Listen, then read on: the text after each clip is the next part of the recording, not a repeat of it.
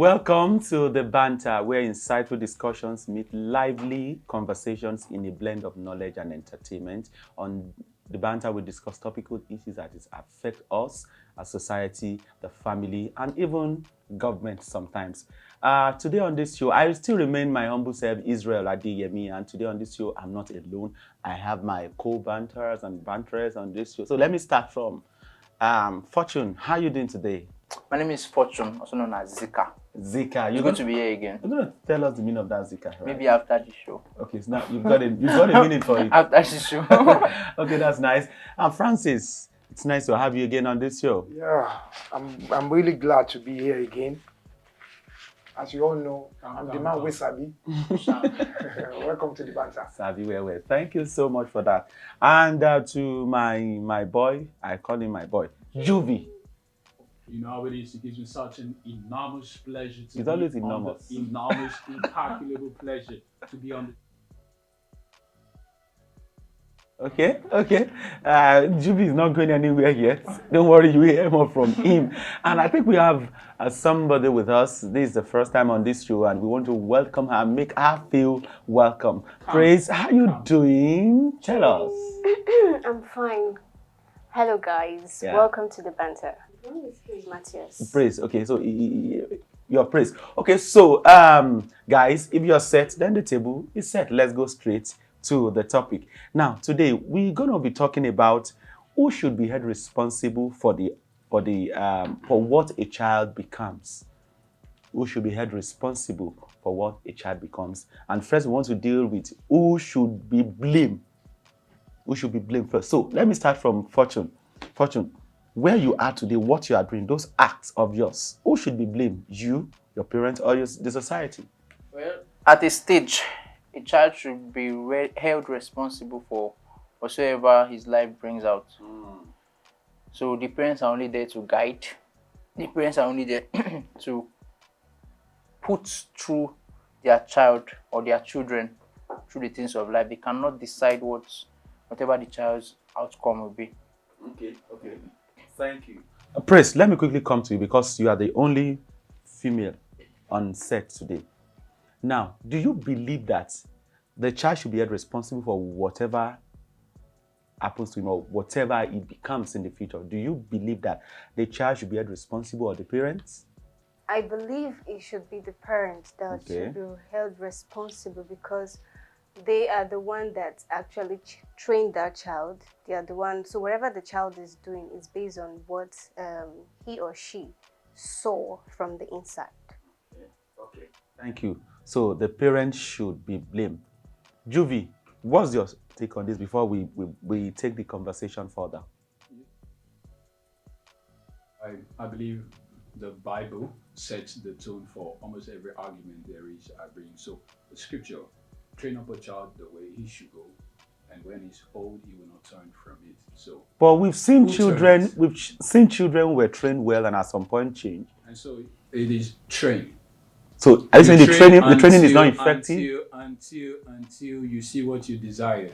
But parents model. Parents are like mirror to their children, values, whatever it is, every child. I'm not saying here there are exceptions to the rule, but in most cases when parents are diligent about raising their young ones, you find consistency in character. So when they are old enough to start making decisions, they make informed Decision. decisions. Okay. So I got that, but we're still going to come back to that. We'll come back because there's one thing for you to train a child. There's another thing for the child to accept, and another thing for you to train the child well. Yes, because there are some training that you get from parents that at some point you discover that this training won't go. I need to change. I need to make some changes. So let's come to you. You are a father. So tell us, who should be held responsible? A child, the parents, or the society? Well, I think I would go with this says that charity begins at home. I think the parents should be held responsible for every action of their child. Because the most important thing is that when you are bringing up a child, you need to give him or her the necessary nurturing, orientation, and discipline for the child to become who you want that child to be. So I think the parents should be held responsible. Okay, the parent should be held responsible. Yeah. Zika, let me ask you, do you think that there should be an age gap to when a parent stops correcting the child? Do you believe that maybe at certain age, whatever a child turns out to be is his own cup of tea, is his own responsibility? The parent should step back. Do you believe that? Would that have an impact on the upbringing of the child? Well, like I said before, parents are there for guidance. So there is no time, there's no certain age parents should step back or fall back. Okay. Because I've seen daughters or children at age 50. Whenever they get into any mess, the first person they call is their mom. So a parent, an adult parent is just there to guide. So there's no certain time where they back off. There's no certain time when they back back off. off. So the training continues. Continues. A Just the way continuous one. God's training continues. You'll become a pastor. Go and write it down. Okay, so let me go to praise. The society, we know that the child cannot be with the parent for long. For some people they leave very early, while some even after their graduation they're still with their parents. So directly or indirectly, the parents have some level of influence on the decisions the child is making. So let me talk to you now. When a child leaves the house, do you think if a child is being trained well before leaving the house, it will not affect the behavior of the child outside? Compare yourself to when you were staying with your parents and when you are not with them. How do you take decisions? In fact, most of us, when we stay with our parents, we prefer to seek for validations or advice outside, because our parents will not even understand us. So we prefer to seek advice from outside. So if a child leaves the home and goes out maybe to school, do you think if children were trained well before they leave the house, it won't still affect them when they go out? What's your view? Children change when they leave from home after training. Yeah. Why? Reason because most times it depends on the parents, right? How strict the parents were, as in how caging. Okay. Because when a child leaves the house, we it's like a free bird, and could do anything, take any decision, could even join bad gangs because the child has been caged. Okay, so in other words, whatever the child turns out to be, is the parent should be held responsible. So the kind of training they give to the child at home, it cannot stand the test of time. Yes. Because we discovered that some parents cage their words. Too much. They don't want them to do anything, don't mingle with anybody. And so when they go out, they see that as an opportunity. To explore. To do anything. And I think that is very, very important. So Juby, let me come to you now. The society, directly or indirectly, we can't, a child will not be with the parent for life. You understand? Will not be with the parent for life. Now, let's speak to the role of the society in what a child turns out to be. Okay, all right. I love the scripture. To a very large extent, the kind of society or the community you keep depends on your value as a person. So the society or the community or the environment has a secondary role, and you can only permit them. Primarily, whoever influences is actually the parents to a very 100%, 120. And so society could only help amplify whatever the parents had sown. Do you understand? They can help amplify it. So if you're in the right environment, it could help you grow. And if you are in the wrong one, because you've been well trained, you know how to gravitate from the wrong society, or you decide not to associate with them. Okay, but I think there's something that is not clear to me. I've seen some trainings parents give to their children. I see parents giving wrong training to their children. Very common. Yes, because I see families where self-esteem, the way they deal with their children, the child will lose self-esteem. In fact, we've seen there are parents who will tell their children, if anybody does this to you, please give that person back to back. Don't come back to me and say somebody beats me. Retaliate, beat that person. That's the kind of training that child is receiving from the house. So when he goes out and and maybe in at the office he does that, you begin to be you were trained, but he received the wrong training. Mr. Francis, what do you have to say to Well, this? I call that an act of self-defense or self-confidence given to the child by the parents. So hitting the Self- child back. so- You see, you see, That will set another thing for you see, another conversation anyways. sometimes it depends on where you are being brought up. If you are brought up in an environment whereby you have social miscreants, touts, and so many bad eggs around you, you need that self-defense and that self-confidence. Because you see, I grew up in some areas in Lagos whereby I learned a lot of things. But I took to my parents' advice based on the fact that, oh boy, when you get to this place, open your eyes or open your sense or no grief for them. Can you get my point? It matters sometimes. It is very, very important when you are being given that self-confidence and that self-determination. Okay, so in other words, I think it is important that parents contextualize their training. Yes. Let them know that this thing is not general. It should not be everywhere. Yeah. I remember when I first moved to Lagos. I'm a JJC in Lagos anyways. When I moved to Lagos, anybody that comes around, I would always greet. You get, that's the way I was. I always greet. Good morning, good afternoon, good evening, good night. I know these people don't say your papa. Just greet them. In fact, people in your surroundings, in your compound, they will even greet you. You will even know. They will know that you exist. It's mind your own business. Exactly. So it gets to a point I have to I bet this will know my papa, so may I stay my lane. So fortunately, let me come to you. Do you think that parents still need to do more? Like you said earlier, that there is no age where a parent should stop training or correcting a child. But do you think that parents still need that oversight function? Because if I'm married, I want some Level of privacy. some privacy in my family. So I may not come to my parents or ask or want to accept everything my parents says. And that one way or the other might not go down well with them. You understand? So do you think that parents still need to do more? Maybe creating other means of correction rather than maybe verbal, using other means of correcting the child? Well, let me say this. We have what you said. We have overprotective parents. Okay. So but overprotection is not necessary. It's not needed. Just do your part as a parent. Let me bring a biblical word into this. So we have God the Father, who is our general parent. He's not forcing you to be something. He only tells you to do this.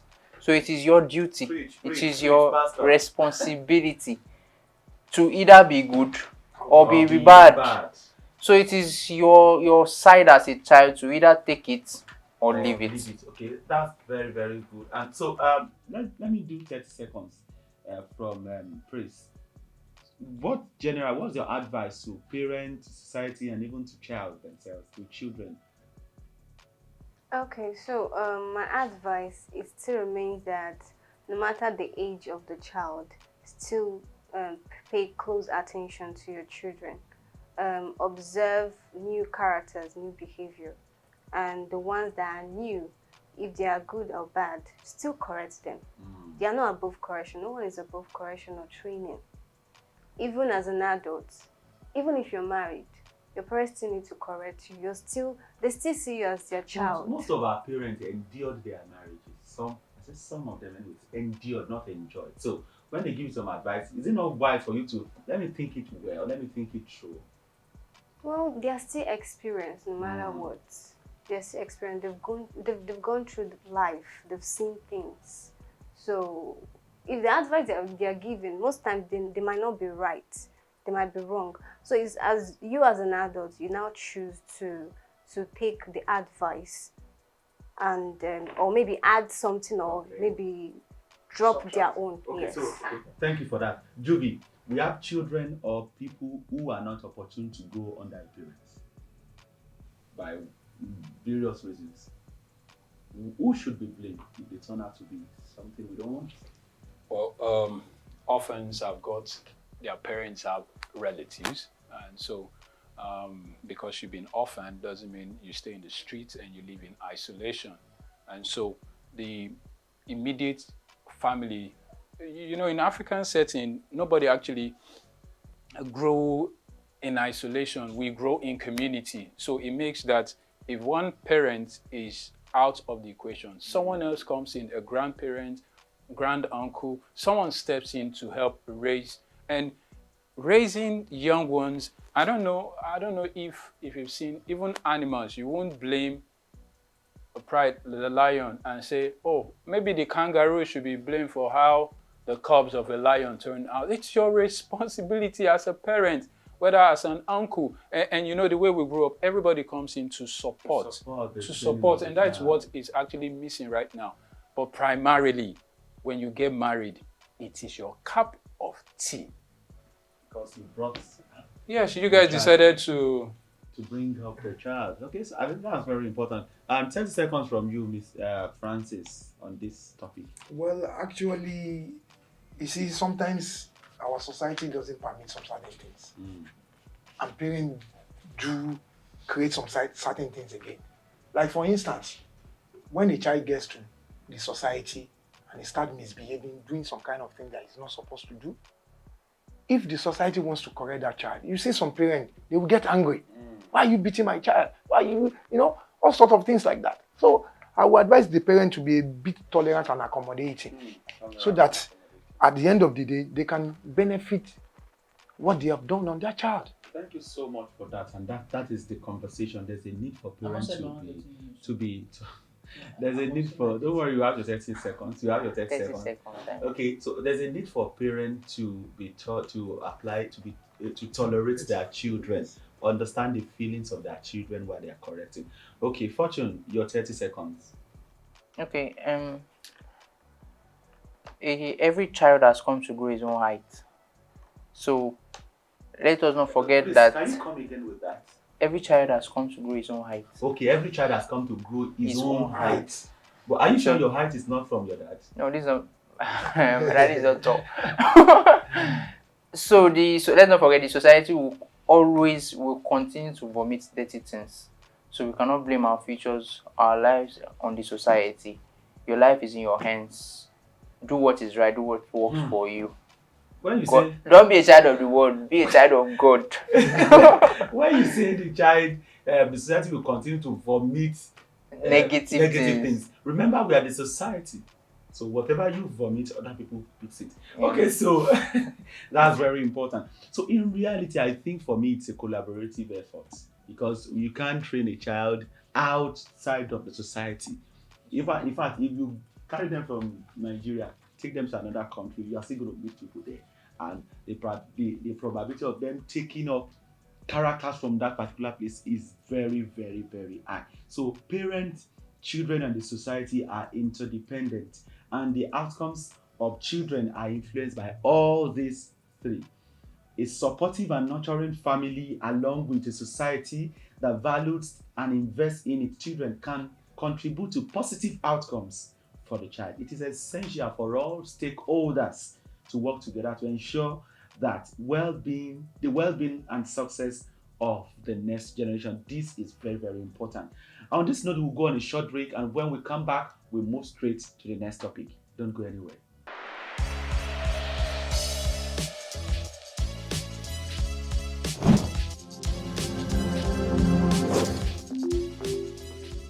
All right, welcome back, and you're still on the show, the Banter. We are still here. We are still here with you. So you can follow us on our various social media platforms, on Instagram, on YouTube, on Twitter. Follow us, engage, share, and put in your comments, and we will be sure to read it. Okay, so let's quickly go straight to the second story. This is a very, very interesting story. I'm very sure you're going to like this. So it's about, let me read it out. Popular reality star and Nollywood actor Perry Hegby has opened up on his failed previous marriage. Perry was married to Pamela Hilmer in 2011 at the tender age of 25.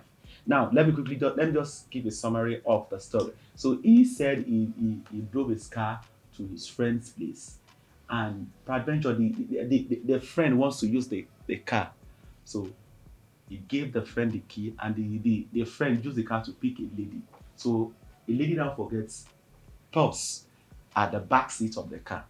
You understand? So he drove home and came to his wife. So when he got home, I think maybe the second day, he wants to pick his own wife out or maybe to a place. So one way or the other, the wife, got to know that there was a purse that belongs to a woman at the back seat, and the lady fled off. The lady fled off.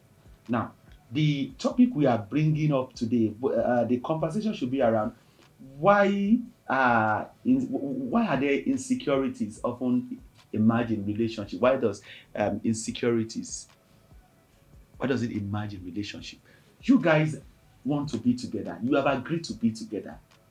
Should any form of insecurity, you know what, or trust, as the case may be, you not trusting the person you are dating, how it can affect you? Let me start from Juvi. Why do you think trust issues and insecurities often affect marriage or relationship in this regard? Okay, you said you were married now. Yes, we were married. 25 but is the not. conversation we are bringing is Okay. just in relationship. Okay, relationship. A young man and a young woman having affection towards each Okay, other, I right? think we should even make it either in marriage or relationship.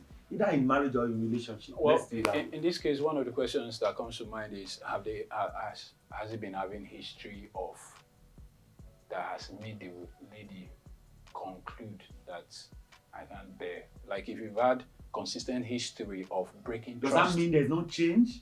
I mean, that people can you've had change? history, and it looks like it's become your second nature. So the lady in question wouldn't, if this was the first time, probably this wouldn't have been her reaction.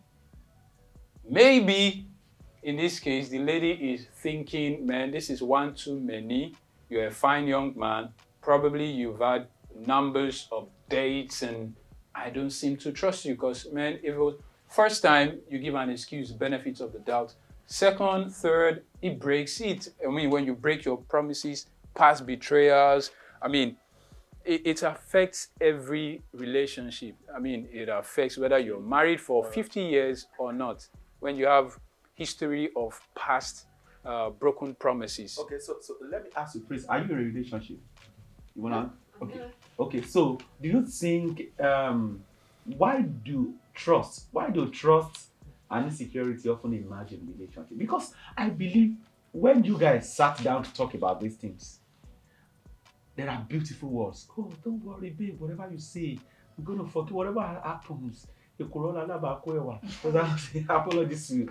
They will tell you, I can do anything for you. I can do this. Don't worry. You want to offend? Don't worry. I've even forgiven you before you offended me.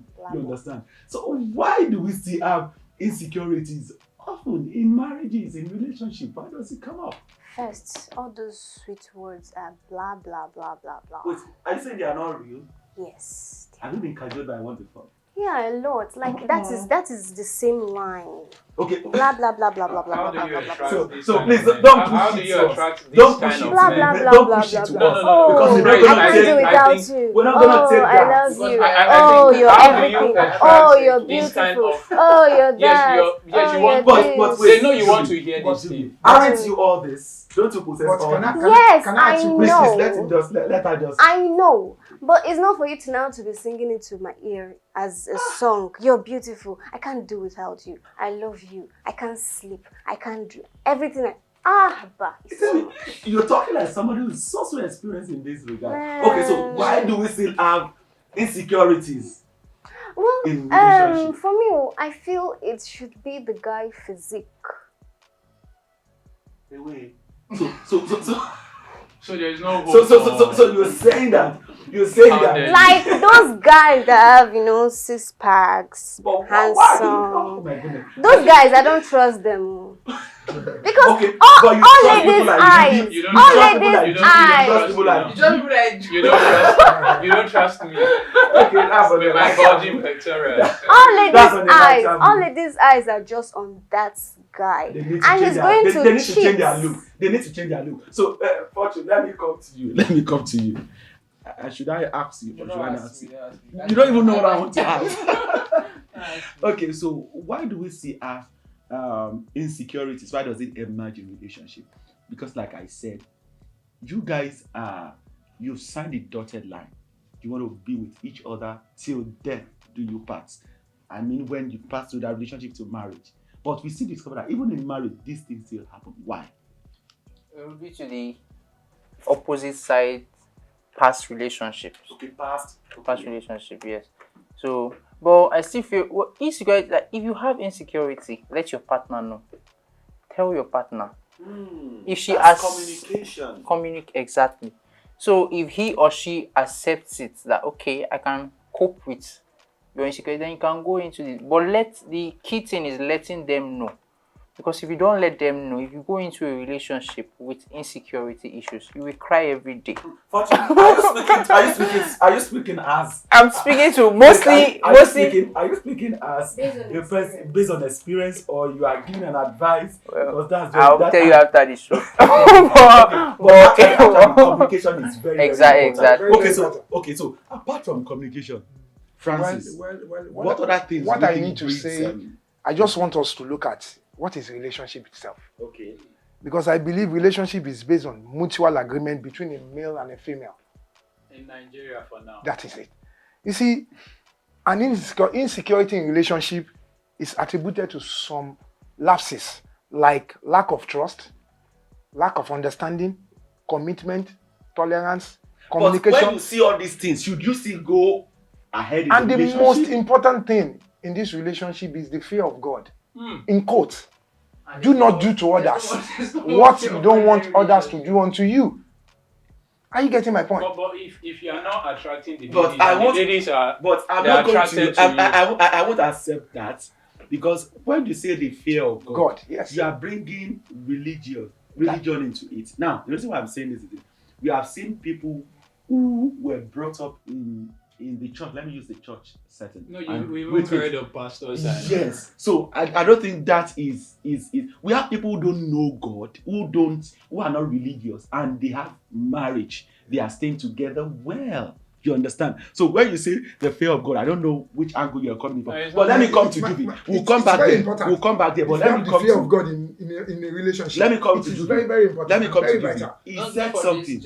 He said Well, something. if you're talking about this generation, well, I don't know about that. But we see. But that's the most important thing. Because we are doing messages like God But the truth is that fear of God is not in fact, it's not existing God is not now. the control. No, I think But it's very vital. That's what I'm trying to make you I will understand. ask my producer to let us treat what the fear of God is. You understand? Okay, Juby.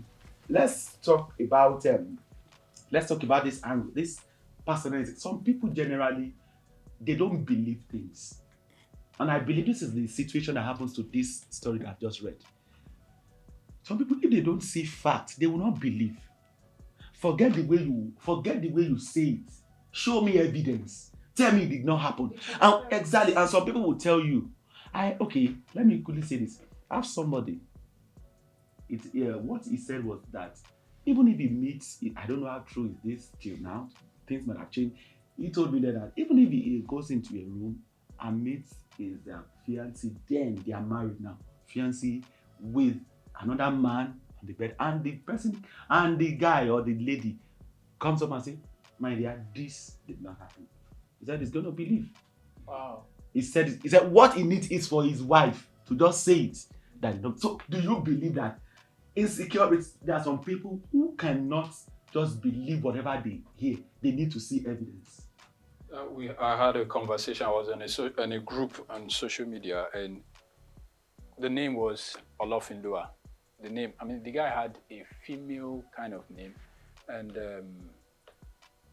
Damola, and we said three of us knew the guy, and the other guy said, "I will not believe what you're saying until I see the person said, "I'm a man, I'm not a woman," and I got to the point that some people, even if Jesus came to them, they still will not. It's something that is with the mind, and so some people are like that. And I'm still saying concerning this issue, if there had not been, probably before they got married, the lady knows her man. She can tell you, this is my man. We knew how we met each other. And so sometimes there are details people don't give. Out. Because for you to say, oh, it was just a pause, like, how did you get me? How did you get this story? So you're trying to calculate, 10 people already. You understand? So she forgot her pause. Trust is very important. And sometimes we miss it, but you must come back and prove over time because when you break it, sometimes it takes a long time for you to build it again. But you must be consistent and show that, John was telling us, say, bring forth fruit, meet for your repentance. Okay. Do you understand? Fruit for your repentance. If you are repented. Before we begin to sound too churchy. Praise, let me ask you. We go into relationship with our expectations. And I want you to understand that we are not perfect. So as you are looking at that person, this person must be this, you must possess this, you must possess this. You yourself, you are not working on yourself to possess that thing. Would that not form insecurity when you go into that relationship? Because if your expectations are aiming higher, I want a guy who can call me 24 times before the. I want a guy who can take me anywhere. And you yourself, you are not working in that regard. Don't you think this will bring up insecurities in the relationship? Well, I feel it's understanding. You feel it's understanding? At the first stage, when you were friends, right? Yeah. You should be able to observe, monitor the kind of person he is. If it's the kind of person that gives attention, if it's the kind of person that is going to give you all the quality or expectation you as a lady is aiming at, then if it's not, I think you need to bounce. I think that's very, very important. But unfortunately, the person you are in the relationship, so you're saying that should be enough reason for you to, this insecurity attack might not be true. Just like this story, it might not be what happened. But because you don't trust your partner, because you don't believe whatever he says, you just take it. I think this has happened. But that's that. So Francis, how can we ensure that we build trust and security in our relationship? Let's see how we can strengthen relationship. What do you think we should do as we round up? I believe in the Bible says love is the greatest commandment. Let's look at love first. Because if there is love, every other thing will set in. See, to me, I believe we have 3 loves. Okay, that's you anyway. Yes, we have true love, okay, which I believe it is the most important way of loving each other, as in relationship and stuff like that. And there's another one I call love by barter. What do you exchange your love for something, maybe for money, for maybe the lady is beautiful or whatever. At least you exchange that love for something. And then the other one is fake love, which I believe it is very common and very rampant. Love by barter is the same as fake love because That's the You see, there is something about fake love, which I believe is. Okay, you've had experience. Well, I've traveled to about 9 different countries. Okay. So, and I see the way. You've seen fake love. I've seen different kind of things. When I was in diplomatic service in Gambia, people don't look at the way you dress. They don't look at, even though if you put on 1 million naira gold on your neck, they don't even care. So, it is what you have in your pocket that matters most. Oh, I get it. Fake love. You see? Okay, to you that's a fake love. It's a fake love. Okay, well that's to him. That's to because I him. disagree with everything you said. I disagree with everything.